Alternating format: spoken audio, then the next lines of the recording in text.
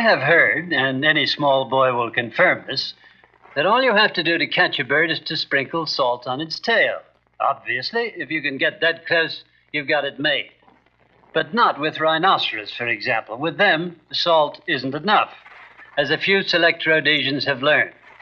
Actually, Rhodesians really began learning about many aspects of their wildlife with Operation Noah. Now, there might be another one when Cabora Bassa is built. Certainly, you'll expect it. And one of the reasons you will is because of that original operation, an exercise that spun new threads of conscience among Rhodesians, created a feel for their wildlife that's unique. Now, for a moment, let's listen to Game Warden Rupert Fothergill, leader of Operation Noah, who's probably saved more wildlife from extinction than any other man alive. We knew when Kariba Dam was going to be built that at least 2 years before it happened, that there were going to be problems of animals being trapped on islands, and that somehow or other we'd have to get them off. Anyhow, on the day that the dam was plugged, the wall was plugged and the lake started to fill up, our problems really started. We'd never had any experience before on game capture, and through trial and error, by sticking our necks out and catching these animals while they were swimming in the water, catching them from boats, catching them on the land, we developed techniques for capturing every species of animal.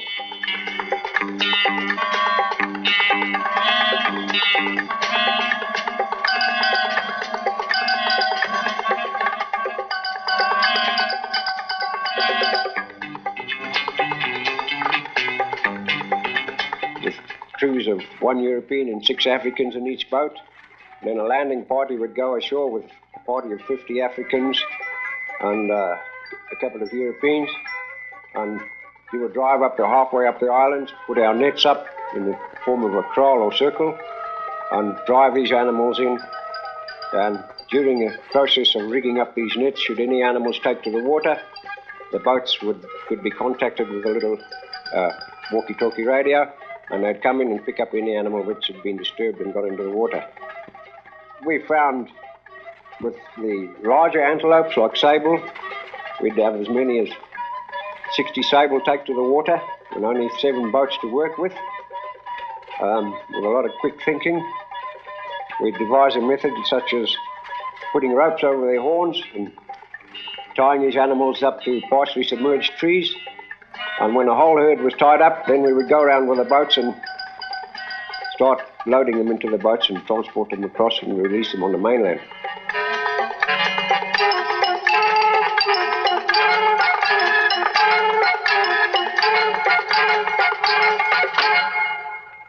The job took about 4.5 years to complete. 6,000 animals of all kinds were captured and tagged, and many more were simply rescued and released. Now, I don't want to belabor this subject. Many of you will remember in detail just how incredible a performance it was. One outstanding hangover, if you will, was the sustained new interest Rhodesians took in something they'd for so long taken for granted. I think it created a tremendous interest and made, it'd be difficult to say, but I'd say it must have made hundreds and hundreds of people really become interested in game and game conscious. One manifestation of this was public reaction to a drive for funds. Money to acquire white rhino, long dead to Rhodesia, from our neighbors to the south and transport them back to lands they'd known decades earlier. We were sent down to Natal to collect the first batch of 8 white rhino, and we transported these up to Rhodesia in lorries and released 4 in the Topaz Game Park and 4 in Kyle Game Park. More have been added one way and another, and now Fothergill estimates I'd say approximately 60 white rhino in the country now. Now let's pause in this narrative for just a moment. Some time ago, we presented a film about game ranching and, in general, the conservation of what some of us don't like calling one of Rhodesia's natural resources.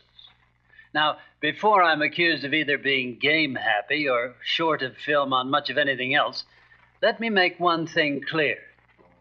This story is about the beginnings of a now growing realization that everywhere, including Rhodesia, a natural gift is going. And soon there'll be no replacing it. And we're going to try and illustrate this awakening of conscience with some examples. Now, Kariba tossed up, out of the sweat and not a little blood of both men and animals, a plethora of new rescue methods and a determination to preserve and to restock the species whose traditional home is Rhodesia. Now, someone said that if Kariba bred conscience, it also bred cavaliers, and not only men with what might be called a flair for a violent death, but with new expertise.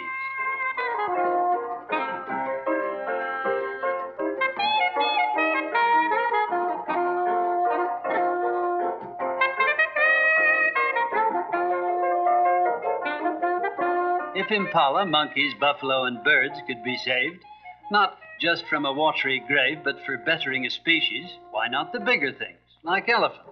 Not always easy to push around. In the Gokwe Reserve, there were a lot of them, too many.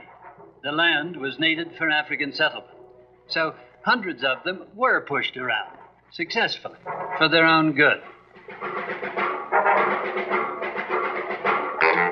The white rhino was another big one, handled with greater ease than had been thought possible.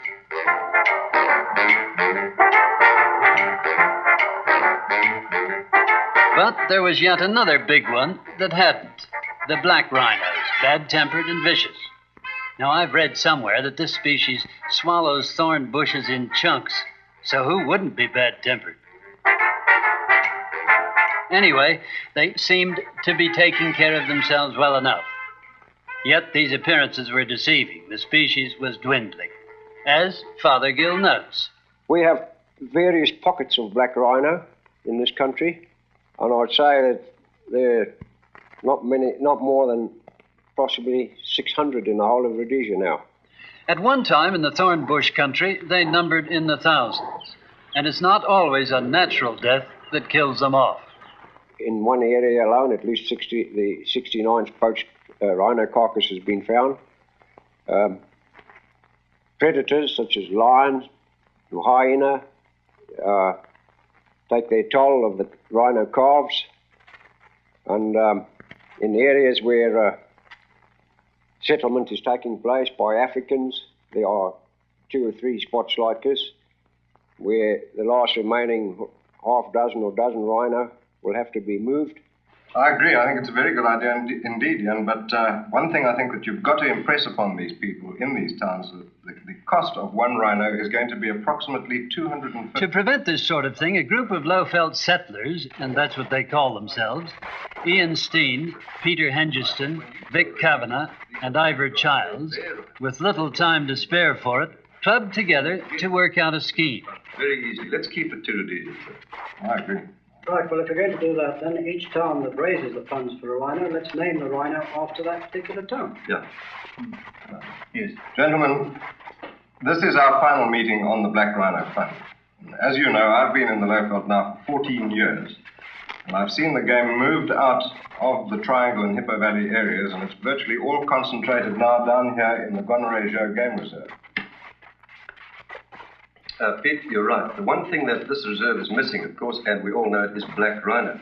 They've been shot out in the past. But we also know from national parks that there are isolated pockets of these rhino all over Rhodesia. And these boys are doomed. They're going to die whether they like it or not. We're going to raise funds now to start moving these guys into this area of gonorrhea zone, the old habitat.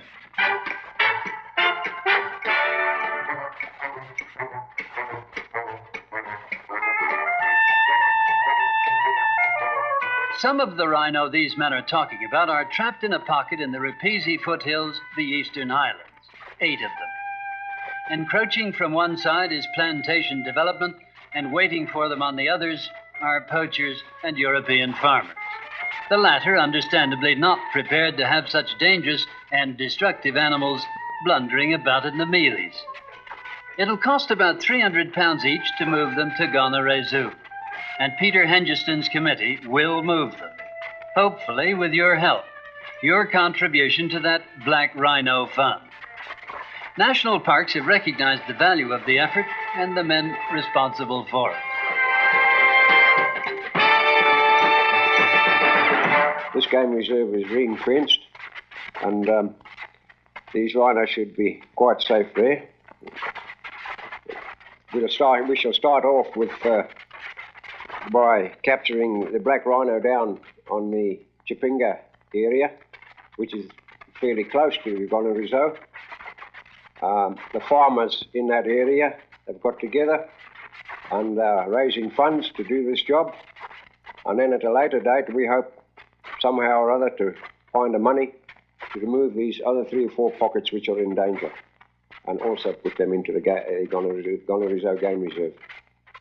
Now, perhaps some years back, not many of you would have been concerned about a few odd black rhinos. There were other things to worry about. Well, goodness knows there still are.